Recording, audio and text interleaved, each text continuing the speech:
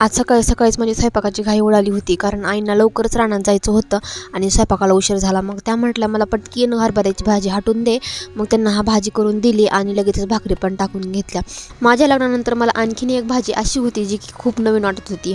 तीच म्हणजे मेथीची भाजी.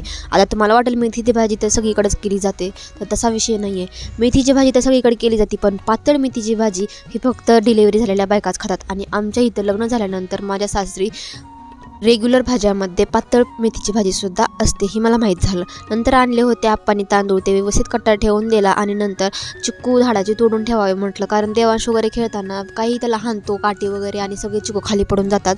त्याच्यामुळं चिक्कू काढले आणि व्यवस्थित घरामध्ये नेऊन पिकू घातले. नंतर आप्पांनी आणले होते डाळे, मग मस्तपैकी डाळे पण खाल्ले थोडेफार.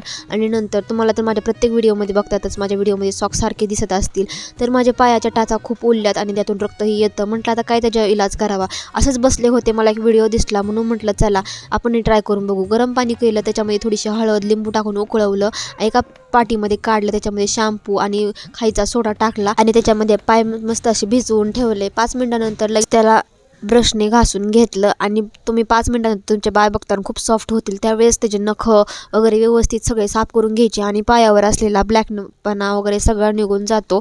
जेव्हा तुमचं हे सगळं होऊन जाईल, असला मॉइश्चरायझर लावायला विसरायचं नाही. तेवढ्यामध्ये नवरोबाचं आलं होतं एक पार्सल, त्यांनी मागवली होती चप्पल. वाटलं माझ्यासाठीच काहीतरी मागवलं आहे काही की संक्रांती स्पेशल, पण तसं काहीच नव्हतं.